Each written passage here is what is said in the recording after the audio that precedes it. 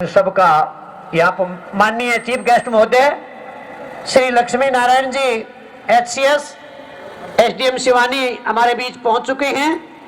मैं निवेदन करूं, स्वागत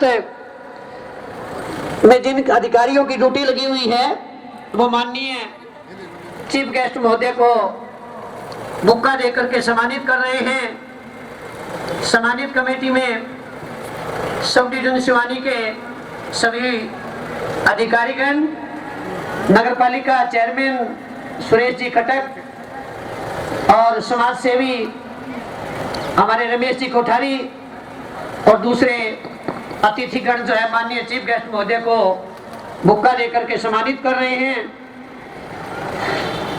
माननीय चीफ गेस्ट महोदय हमारे बीच पहुंच चुके हैं। सभी अपना अपना स्थान लें। जो ही माननीय चीफ गेस्ट महोदय मंच की ओर अग्रसर हो, जोरदार तालियों से माननीय चीफ गेस्ट महोदय का स्वागत करें।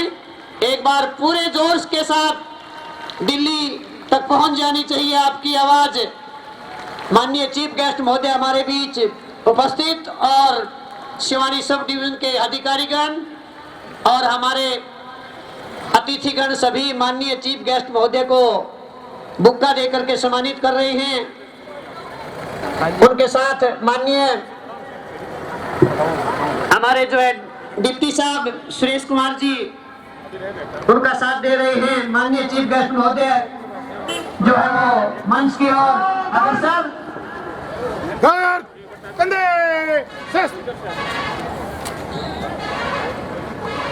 हरियाणा पुलिस के जवान एएसआई कृष्ण कुमार के नेतृत्व में माननीय चीफ गेस्ट महोदय मंच की ओर अग्रसर और उनके साथ दे रहे हैं सब डिवीजन के सभी अधिकारीगण,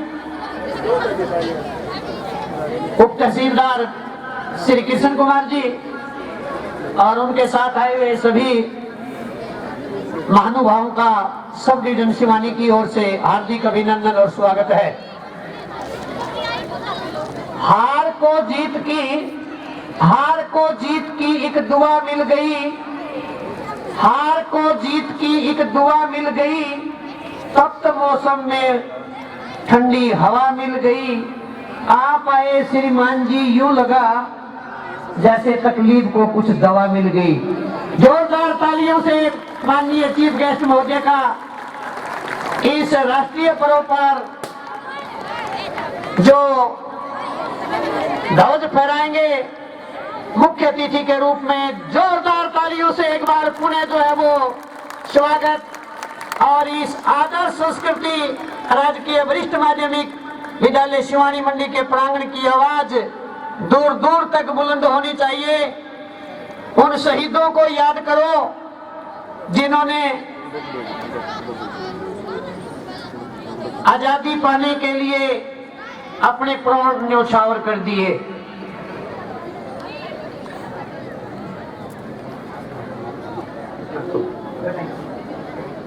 माननीय चीफ गेस्ट महोदय से निवेदन कि वो आए, ध्वजारोहण ध्वज फहराएंगे। उनका साथ दे रहे हैं शिवानी सब डिवीजन के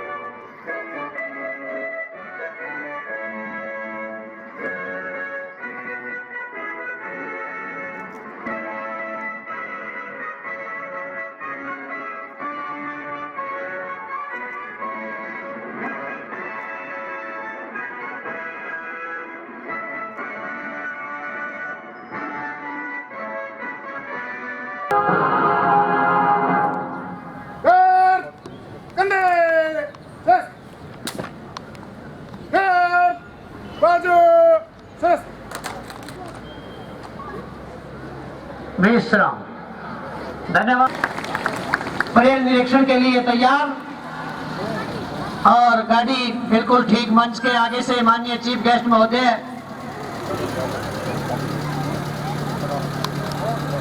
जो है वो परेड निरीक्षण के लिए, साथ में एसएचओ श्री रणवीर सिंह जी शेखावत, हमारे company commander ASI Krishna Kumar, उनका साथ देते हुए और ठीक गाड़ी जो है वो मंच के पूर्व की ओर जाती हुई परेड निरीक्षण के लिए। इतनी सी बात हवाओं को बताए रखना, इतनी सी बात हवाओं को बताए रखना, रोशनी होगी चिरागों को जलाए रखना, लहू देकर जिसकी हिफाजत हमने की, ऐसे तिरंगे को अपने दिल में बसाए रखना। माननीय चीफ गेस्ट महोदय परेड निरीक्षण के लिए जाते हुए खुले आसमान में किस प्रकार से मीठी मीठी ठंड और धूप में माननीय चीफ गेस्ट महोदय ग्रीन स्वेटर इशू के नेतृत्व में टर्न करते हुए आगे बढ़ते हुए platoon number 6 Adarsh senior secondary school Siwani Aman के नेतृत्व में और platoon number 7 Aarohi model senior secondary school Siwani Arvind के नेतृत्व में, last platoon number 8 MDS senior secondary school Siwani Mandi Puneet company commander के नेतृत्व में माननीय चीफ गेस्ट महोदय द्वारा परेड का निरीक्षण किया गया। और माननीय चीफ गेस्ट महोदय एसडीएम शिवानी परेड के निरीक्षण के बाद मंच की ओर आते हुए आज का दिन सैनिकों, वीर सिपाहियों, वीर बहादुरों के नाम, क्योंकि उन्हीं की कुर्बानी और शहादत से देश 15 अगस्त 1947 को आजाद हुआ।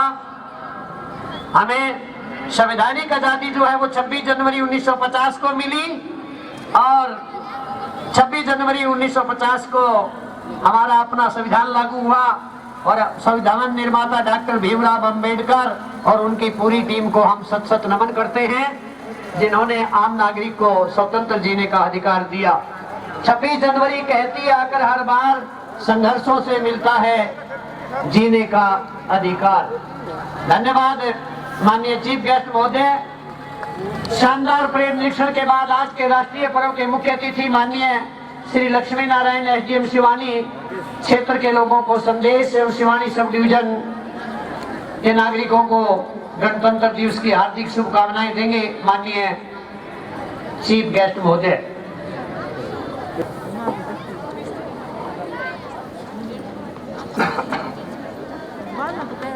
सर्वप्रथम सभी को मेरा नमस्कार। परम आदरणीय स्वतंत्रता सेनानीगण, सम्मान के योग्य बुजुर्गों, माताओं, बहनों, नौजवान साथियों, जिला प्रशासन के अधिकारीगण, पत्रकार एवं छायाकार बंधुओं और प्यारे बच्चों, जैसा कि सभी को विदित है, आज हम अपना 72वां गणतंत्र दिवस मना रहे हैं। इस पावन अवसर पर मैं आप सभी को हार्दिक बधाई देता हूं और आप सभी के सुख समृद्धि की मंगल कामना करता हूं। आज यहाँ तिरंगा फहराते हुए मुझे बेहद खुशी हो रही है। मैं यहाँ उपस्थित स्वतंत्रता सेनानियों का अभिनंदन करता हूँ। भाइयों बहनों, सन 1950 में आज के दिन हमारा संविधान लागू हुआ था। संविधान सभा के सदस्यों ने 2 वर्ष 11 महीने 18 दिन की कड़ी मशक्कत के बाद इस संविधान को तैयार किया था। वैसे तो संविधान बनकर 26 नवंबर 1949 को तैयार हो गया था, उसकी कुछ धाराएं उसी दिन से लागू कर दी गई थी, लेकिन संविधान को 26 जनवरी 1950 को लागू किया गया था। ये उस दिन को यादगार बनाने के लिए, जिस दिन पंडित जवाहरलाल नेहरू ने रावी नदी के किनारे 26 जनवरी 1930 को पूर्ण स्वराज्य की घोषणा की थी, उसी दिन को यादगार बनाने के लिए 26 जनवरी को एक यादगार दिन बनाने के लिए चुना गया था। और इसी कारण से 26 जनवरी 1950 को 2 महीने बाद, यानी कि 26 नवंबर 1949 से 26 जनवरी 1950 तक 2 महीने बाद इसे लागू किया गया। इसी संविधान के बदौलत छोटे बड़े, अमीर गरीब सभी को न्याय, स्वतंत्रता और समानता का अधिकार मिला। इस अवसर पर मैं बाबा साहेब भीमराव अंबेडकर सहित संविधान सभा के सभी सदस्यों को नमन करता हूँ। भाइयों बहनों, गणतंत्र दिवस के पावन पर्व के साथ हमारे देशभक्तों के त्याग, तप और बलिदान की एक लंबी गौरव गाथा जुड़ी हुई है। देश को आजादी दिलाने के लिए राष्ट्रपिता महात्मा गांधी, लाला लाजपत राय, सुभाष चंद्र बोस, राजेंद्र प्रसाद, पंडित जवाहरलाल नेहरू, सरदार वल्लभ भाई पटेल, डॉक्टर भीमराव अंबेडकर जैसे अनेक महान स्वतंत्रता सेनानियों ने कड़ा संघर्ष किया। शहीद भगत सिंह, राजगुरु, सुखदेव, चंद्रशेखर आजाद, राम प्रसाद बिस्मिल, रोशन सिंह, राजेंद्र लाहिड़ी और उधम सिंह जैसे क्रांतिकारियों के बलिदानों के कारण आज हम आजादी की खुली हवा में सांस ले रहे हैं। मैं देश की आजादी के लिए अपने प्राणों को न्यौछावर करने वाले सभी ज्ञात व अज्ञात शहीदों के साथ साथ उन जाबाज सैनिकों को भी नमन करता हूँ, जिन्होंने देश की एकता और अखंडता के लिए अपने प्राणों की बाजी लगा दी है। भाइयों बहनों, आजादी की लड़ाई में हरियाणा का अहम योगदान रहा। सन 1857 की क्रांति में सबसे पहले रेवाड़ी से राव तुलाराम ने नारनौल के पास नसीबपुर के मैदान में अंग्रेजों से संघर्ष किया और उनके साथ खट्टे किए। झज्जर के नवाब अब्दुल रहमान खां, बल्लभगढ़ के राजा नाहर सिंह और फर्रुखनगर के शासक अहमद अली को बिना किसी प्रकार का मुकदमा चलाए फांसी पर चढ़ा दिया गया था। हरियाणा के लोग आज भी सेना में भर्ती होना अपना गर्व समझते हैं और यही कारण है कि आज भारतीय सेना का हर 10वां नागरिक, हर 10वां सैनिक हरियाणवी है। भाइयों बहनों, हमारे अमर शहीदों और क्रांतिकारियों का उद्देश्य केवल राजनीतिक स्वतंत्रता प्राप्त करना नहीं था, बल्कि उन्होंने एक ऐसे भारत का सपना देखा था जहां गरीबी, भूखमरी, आर्थिक विषमता और अशिक्षा के लिए कोई स्थान ना हो। गणतंत्र दिवस का यह पावन पर्व खुशियां मनाने के साथ साथ हमें आत्मविश्लेषण का भी एक दिन देता है। आजादी के बाद निसंदेह हमारे राष्ट्र ने उल्लेखनीय प्रगति की है, लेकिन वह मुकाम हासिल करना अभी बाकी है जिसका सपना हमारे स्वतंत्रता सेनानियों ने देखा था। भाइयों बहनों, जैसा कि आप जानते हैं, कोविड-19 महामारी ने पूरी दुनिया को हिलाकर रख दिया और एक दौर तो ऐसा भी आया जब अपने आप को महाशक्ति बताने वाले देश भी इसके सामने लाचार नजर आए। लेकिन प्रधानमंत्री श्री नरेंद्र मोदी के कुशल नेतृत्व में भारत ने धैर्य और संयम से काम लिया और इस महामारी का डटकर मुकाबला किया। यही कारण है कि भारत में इसके संक्रमितों की संख्या की मृत्यु दर पश्चिमी देशों के मुकाबले बेहद कम रही। भाइयों बहनों, हम अपने शहीदों के बलिदान का कर्ज तो नहीं उतार सकते, लेकिन उनके परिजनों को कुछ सुविधाएं देकर उनके प्रति अपनी कृतज्ञता अवश्य जता सकते हैं। और इसके लिए सरकार ने कुछ व्यवस्थाएं की हैं, कुछ नीतियां बनाई हैं, कुछ योजनाएं बनाई हैं। प्रदेश में स्वतंत्रता सेनानियों में उनकी विधवाओं को 25,000 रुपए मासिक पेंशन दी जाती है। वीर गति को प्राप्त होने वाले सैनिकों के परिवारों को दी जाने वाली एक्स ग्रेशिया की ग्रांट 20 लाख से बढ़ाकर 50 लाख कर दी गई है। भूतपूर्व सैनिकों और उनकी विधवाओं को दी जाने वाली विभिन्न प्रकार की पेंशनों में बढ़ोतरी की गई है। मुख्यमंत्री श्री मनोहर लाल खट्टर के ओजस्वी नेतृत्व में मौजूदा सरकार सुशासन से सेवा संकल्प की ओर जा रही है, लेकिन जब तक सरकारी तंत्र में आमूलचूल परिवर्तन नहीं होगा तब तक सुशासन सेवा का संकल्प पूरा नहीं होगा।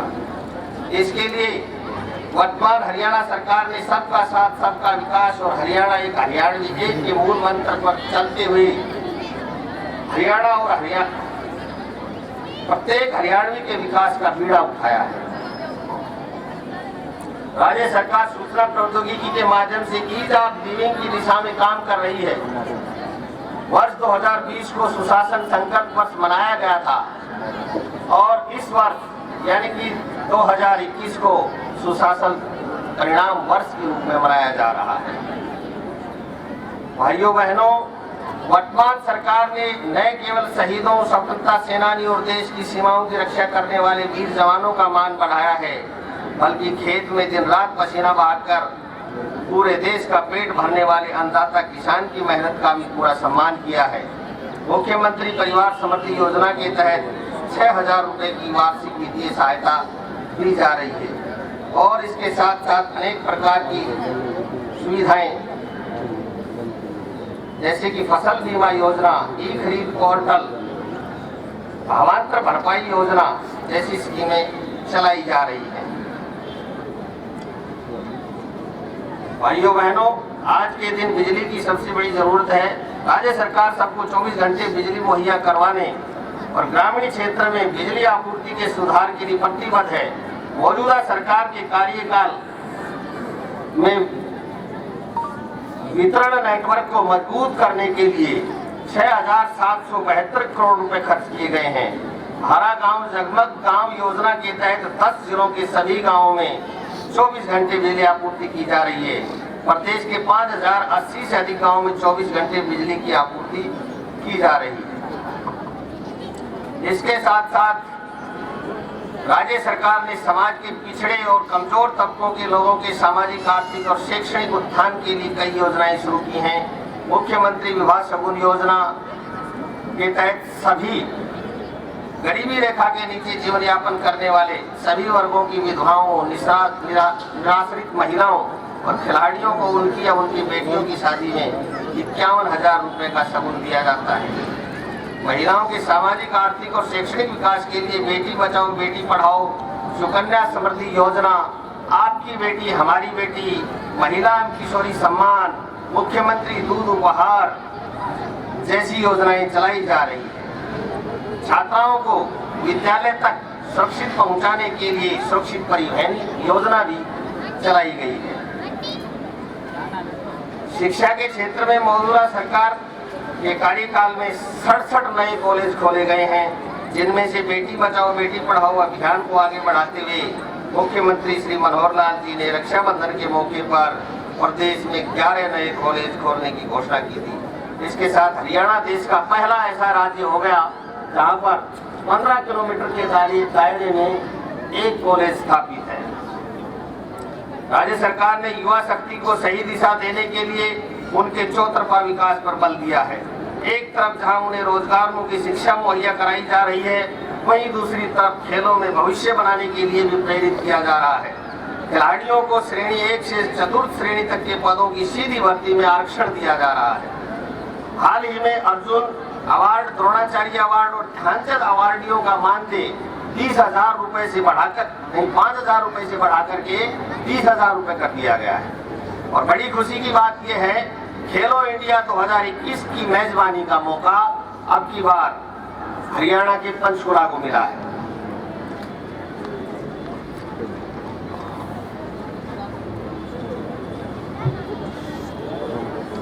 बताने को तो काफी योजनाएं हैं, काफी कुछ इसमें लिखा हुआ है, लेकिन आप सभी समय समय पर अखबारों के माध्यम से सरकार द्वारा चलाई जा रही अनेक योजनाओं को पढ़ते रहते हैं, उनके संबंध में जानकारी प्राप्त करते रहते हैं।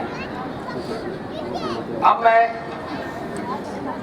वर्तमान सरकार ने प्रदेश में नई व्यवस्था कायम करके लोगों की उम्मीदों पर खरा उतरने का जो प्रयास किया है, और भविष्य में भी सरकार का यही प्रयास रहेगा। इसके लिए मैं आपको शुभकामनाएं देता हूं, हार्दिक बधाई देता हूं। अंत में गणतंत्र दिवस के इस पावन पर्व पर मैं आप सभी को पुनः बधाई और शुभकामनाएं देता हूं और आशा करता हूं कि आप सभी राष्ट्रीय एकता व अखंडता को बनाए रखने और देश व प्रदेश के नव निर्माण में अपना अमूल्य योगदान देते रहेंगे।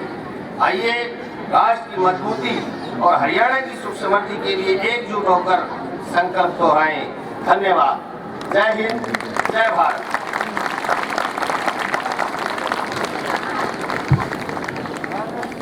धन्यवाद चीफ गेस्ट महोदय, जिन्होंने भारत सरकार और हरियाणा सरकार द्वारा दी जा रही सभी फैसिलिटीज का हमें डिटेल से जानकारी दी।